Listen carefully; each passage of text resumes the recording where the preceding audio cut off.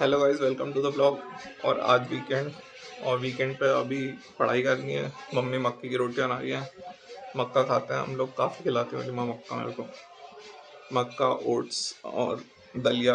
दलिया तो यार रोज़ ही बनता है हमारे यहाँ, मैं ही खाता हूँ। बाकी लोग भी खाते हैं, कभी कभार खाते हैं, बट हाँ मैं तो रोज़ खाता हूँ दलिया। उसके बाद चलते हैं, थोड़ी एक्सरसाइज करेंगे। उसके बाद ऊपर चलते हैं, फिर से मिलते हैं। पापा भी यहाँ पे कर रहे हैं। पापा क्या कर रहे हो? सुबह व्यूअर्स को बोल दो योगा योगा योगा कर लो। अच्छा, कुछ एक्सरसाइज कर रहे हैं पापा। उसके बाद चलते हैं, फिर पित्तू से बात करते हैं क्या रहता है। और शायद आज 2 तीन लेक्चर भी ख़त्म करना है मेरे को अपने बैक एंड के। हाँ, दादी सो रही है। दाई हाय कर दो, हाय कर दो। चलो हाय चलो भाई, दादी हाय कर दी। उसके बाद शाम को देखते हैं, कहीं घूमने जाएंगे, फिर बात बताते हैं। हेलो गाइस, आज मक्के की रोटी बनाई है। इसको बहुत पसंद है मक्के की रोटी, कभी कभी खाता है। हाँ, और ये ये बाफले बनाऊंगी अभी हाफ है, पूरे नहीं बने। दाल बाफले बनाऊंगी ये उसके लिए। फिर इसको स्टीम करके रखा हुआ ये ले, इसमें दूध डालते हैं, दलिया। अच्छा, ये दलिया ये हम लोग मम्मी रोज ही देते हैं आपको दलिया, वो दादी चने वगैरह और बादाम। और ये रहा। मैं जैसे आपको हिसाब कर दिया है नहीं मतलब। हाँ। गाइस, आज हमारी किटी है, हम किटी में जा रहे हैं और इसको खाना दे दिया है। अभी आते हैं 2 घंटे के बाद, फिर मिलते हैं। हाँ, मम्मी अभी 2 घंटे किटी विट्टी में जा रही हैं। हाँ, और क्या ही कवाली मम्मी तेरी कवाली वाली ड्रेस मस्त है। ये मेरा पूरा लुक आज का किटी का। किटी जा रही है मम्मी। हाँ, किटी ओके, चल बढ़िया। मम्मी एक बार वाह वाह बोलियो। वाह क्या बात है, वाह बाय। वाह। हाँ तो गाइस, अभी दादी की दवाइयाँ लेने जा रहे हैं। काफ़ी टाइम से दादी की दवाइयाँ ख़त्म हो गई थी, तो अभी दवाइयाँ हैं। बाकी का फिर वहाँ पे देखते हैं, जाके मिलती हैं कौन से स्टोर में लेंगे।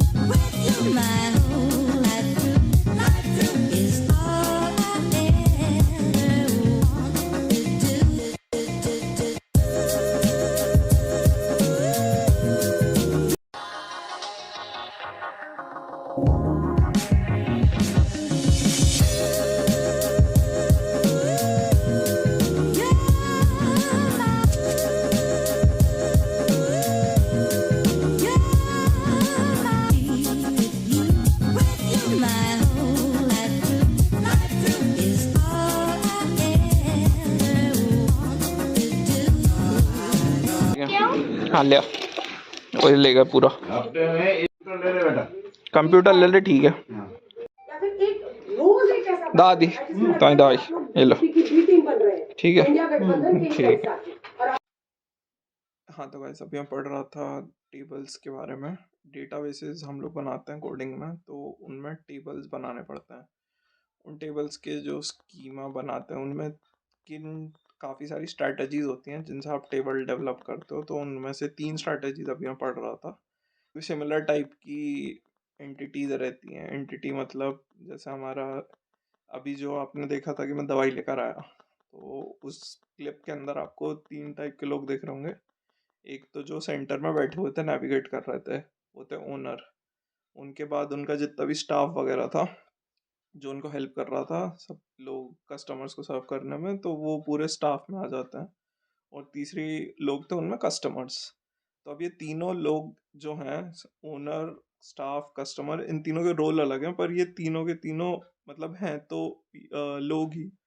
तो इनके भले ही काम अलग है कि एक ओनर है, जो ओनर है वो बता रहा होगा कि उनको क्या देना है क्या नहीं देना, जो हेल्पर स्टाफ है वो ला रहे होंगे, सारा काम वाम कर रहे होंगे, जितनी भी दवाइयाँ देखना, छानना, बिलिंग करना, ठीक है। जो कस्टमर्स हैं वो आए हैं, अपनी अपनी दवाइयाँ लेके जा रहे होंगे। तो इनका अगर मान लो अगर हम एक सॉफ्टवेयर बनाते हैं कि इनको मैनेज करने के लिए इनकी पूरी इन्फॉर्मेशन वगैरह, तो उसमें जो टेबल बनाना होगा वो उसकी 3 स्ट्रैटेजीज हैं। उनमें से जैसे अगर हम एनालाइज करें कि कौन सी स्ट्रैटेजी बढ़िया होगी, तो जो 3 स्ट्रैटेजीज होती हैं जिनमें हम बेसिकली ये बना रहे होते हैं कि कौन से टेबल बनाने चाहिए, तो उनमें 3 होती हैं। एक होती है मैप्ड सुपर क्लास, एक होती है टेबल पर क्लास, और एक होती है सिंगल टेबल। तो मैप्ड सुपर क्लास होती है कि अगर हम कोई भी एंटिटी बना रहे हैं, चाहे ओनर की हो, स्टाफ हो या कस्टमर हो, उनका जितना भी डेटा है कि ओनर का नाम क्या है, एड्रेस क्या है, ओनर कहाँ कहाँ है। बेसिकली वो जो शॉप है वो रन की जाती है एक फैमिली के द्वारा जो काफ़ी पहले से चला रही है, उनको बहुत पुराने लोग हैं, 80s के समथिंग में है, 1980s से हैं। तो उन लोगों की जो शॉप चल रही है वो 1980s है, तो उनकी पूरी फैमिली के अलग अलग लोग अलग अलग टाइम पे आके देख रहे हैं, बैठ रहे होते हैं, वो ओनर में हो गए। और जो स्टाफ है वो भी मतलब काफ़ी पुराना उनका, तो स्टाफ की अलग एट्रीब्यूट्स होंगे। एट्रीब्यूट्स मतलब कि उनकी क्या प्रॉपर्टीज़ होंगी या क्या है, जैसे कि उनका नाम क्या है, कहाँ रहते हैं, कितना टाइम उनका वर्किंग आवर्स है, कितने बजे वो आ रहे हैं, कितने बजे जा रहे हैं, किन किन को दवाई सर्व कर रहे हैं, कौन कौन सी दवाइयाँ डिस्पैच कर रहे हैं, कौन सी बिलिंग कर रहे हैं, किसके क्या काम है। वो सब कस्टमर्स आ रहे हैं, वो कौन सी दवाइयाँ लेके जा रहे हैं, उनकी दवाइयों की एक्सपायरी डेट क्या है, बिलिंग कितना है, डिस्काउंट कितना दे रहे हैं, तो ये सब चीज़ें कौन दे रहा है, कौन उस टाइम पे ओनर बैठा हुआ है। तो ऐसी सारी इन्फॉर्मेशन स्टोर करने के लिए ये 3 टाइप के एट्रीब्यूट्स बनाए जाते हैं। इनमें से ये रहता है कि स्ट्रैटेजीज होती हैं ये। तो अगर हम डेटा स्टोर करें, अगर हम 3 एंटिटीज़ का ही डेटा बना देते हैं कि कस्टमर का एक टेबल बना देते हैं, दूसरा टेबल हम बना देते हैं किसी स्टाफ का, तीसरा टेबल बना देते हैं हम ओनर का, तो हमारे पास 3 टेबल हो गए। अब इसमें एक चौथा टेबल भी आ सकता है, वो होता है लोगों का, कि ये सब है तो लोग ही। तो इन सब में 3-4 चीज़ें तो सब में कॉमन होंगी, कि जैसे सबका नाम होगा, सबकी एज होगी, सबका जेंडर होगा। तो अगर उन 3 चीज़ों को निकाल के सबका जो भी आ रहा है, चाहे ओनर हो, स्टाफ हो या कस्टमर, उन तीनों चीज़ों को निकाल के एज, नेम और जेंडर, इनका एक अलग टेबल बना दें, तो ये हमारे पास 4 टेबल बन जाएंगे। इन 4 टेबल की स्ट्रैटेजी को हम बोलते हैं टेबल पर क्लास, ठीक है। और मैप्ड सुपर क्लास होता है कि हम जो कॉमन टेबल है वो नहीं लगाते, बाकी सिर्फ 3 टेबलों से हम काम चला रहे होते हैं। एक ओनर का टेबल, दूसरा हमारा हो गया स्टाफ का टेबल, तीसरा हो गया कस्टमर्स का टेबल। ओनर के टेबल में ओनर्स की सारी इन्फॉर्मेशन होगी, स्टाफ के टेबल में स्टाफ की पूरी इन्फॉर्मेशन होगी, और कस्टमर टेबल में कस्टमर की पूरी इन्फॉर्मेशन होगी। और तीसरा हमारा एक स्ट्रैटेजी होती है जिसको बोलते हैं हम सिंगल टेबल। उसमें हम सिर्फ एक ही टेबल बनाएंगे और उसमें ओनर, स्टाफ, कस्टमर, तीनों की जानकारी जो होगी वो एक ही जगह लिख देते हैं हम।